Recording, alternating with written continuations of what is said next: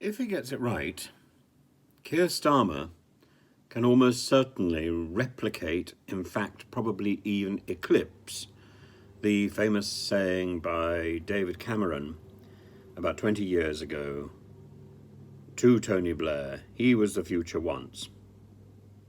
David Cameron was the future now.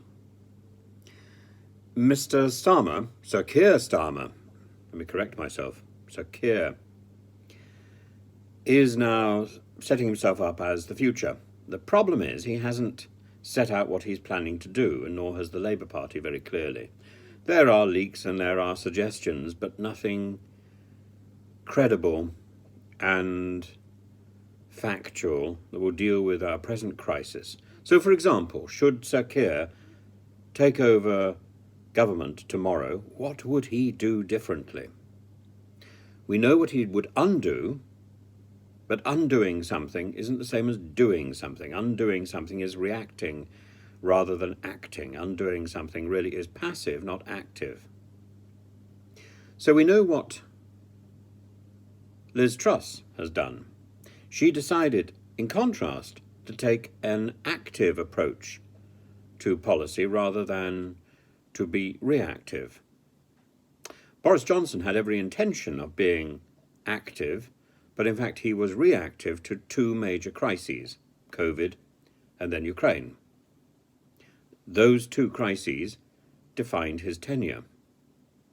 And we go back to Harold Macmillan, who said, when asked what defines the job of a Prime Minister, events, dear boy.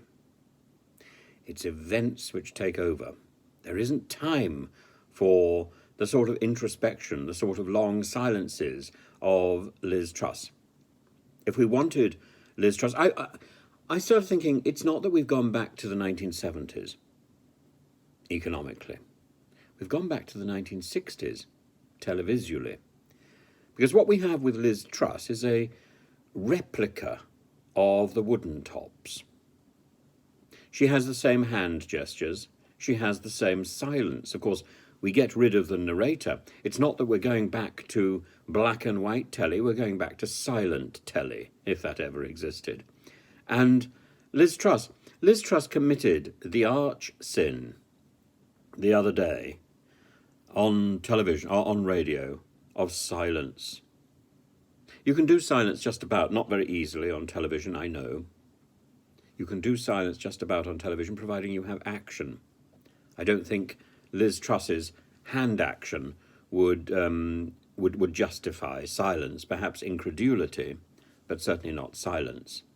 But you can't do silence on the radio, because silence means nothing, and more than that, in that moment of silence, you could hear the discreet shuffle of papers as her assistants brought her more crib notes and more slogans to recite again and again and again.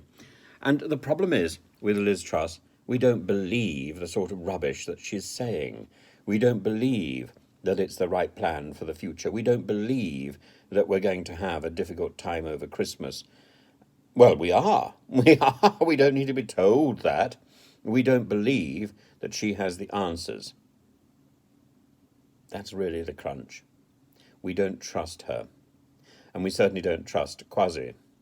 And the problem is, I think she can't get rid of him, because if she gets rid of him, she's effectively skewering herself. So what can she do? What can they do?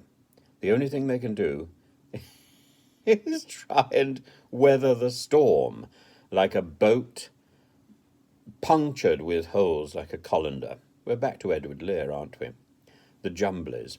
And the Jumblies, if you remember, had coloured heads and coloured hands. Maybe the answer for Liz Truss is to dip her hands in a paint pot so she can signal with them what she wants.